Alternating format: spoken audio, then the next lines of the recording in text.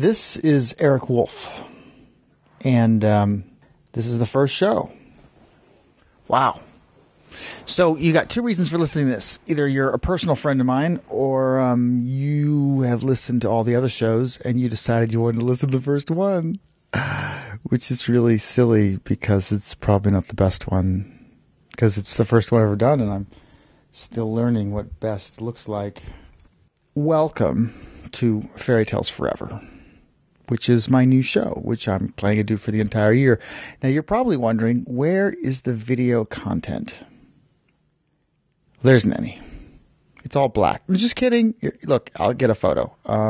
Here's a cute photo of a kitten. Is this good? Because you'll watch the rest of the video if there's a cute photo of a kitten. I just lost 5 people. Look, here's the deal. I'm Eric Wolf, and I am going to tell stories. It's tempting to think that on a video YouTube channel like this that there would be video. But when you're trying to go to sleep and you're telling bedtime stories, that doesn't make any sense. So instead, I'm just going to put pictures up. And the pictures will match the story I'm telling so my nieces can enjoy it. And I hope that your nieces will enjoy it too. And so I'd like you to sit back and enjoy this first story.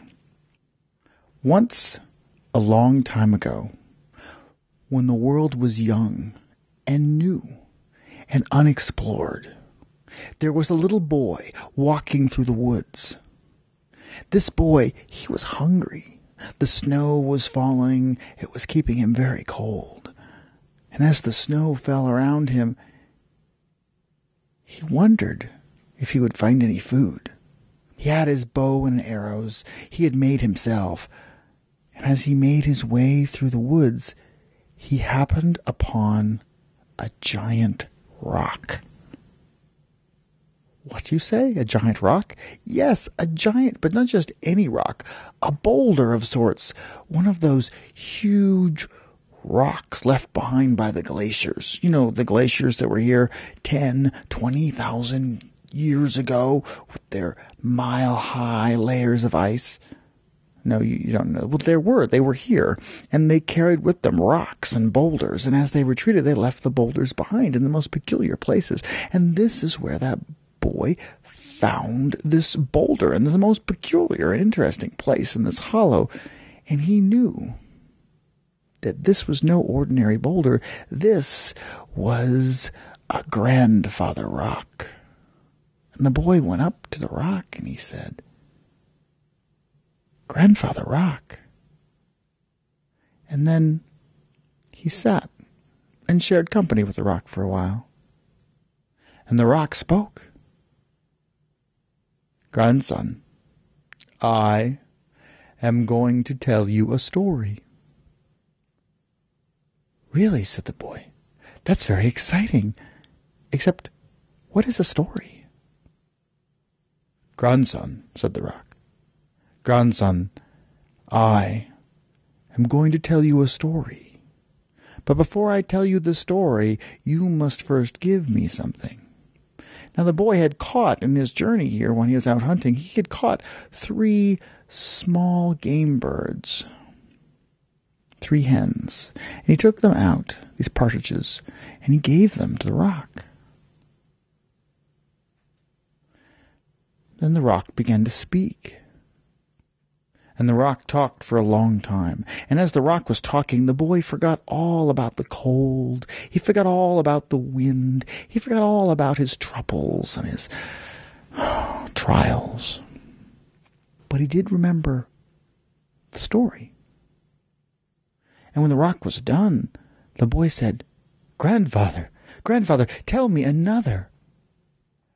"No," said the rock. "Come back tomorrow, and I will tell you another story." So the boy got up and he said thank you to Grandfather Rock, and then he went out through the den and down into the valleys, back to where the people were, in the villages. And he went to the people and he told them, "I have been out hunting and I have caught the most amazing thing." And the people all gathered around him. "What did you catch? Did it have 4 legs?" No. It was a story. A story, they said. Does it have 2 legs? No, no, no, they said. It was a story. It has no legs at all. It has no legs. How is it useful then? Does it have wings? No, be quiet. I will tell you. And the boy began to tell the story that Grandfather Rock had taught him. And the people were so amazed because as the story was being told, they forgot all about how hungry they were or thirsty they were. They forgot about how lonely or sad they were. They forgot all about the cold of the winter and the snow. And the only thing that they remembered was the story. And so, my friends, I hope you've enjoyed my little story. It's inspired by a story from Joseph Bruchac. And I hope that he is not insulted by my telling, that he knows that I tell it with love and care in my heart, and that it is given now to you under a Creative Commons copyright, meaning that I don't hold any ownership of the story, and I have not told it totally in the way the native people tell it, so that it's a different story. But if you want to go to the original, go to Keepers of the Earth and look it up, and you can know the story came from by the Abenaki people of New England. Now, my friends, it's time for bed. So curl up in your beds. Find yourself a warm spot. Find yourself a nice blanket. And maybe a mother or a father to tuck you in, if you're lucky. And have a good night's sleep.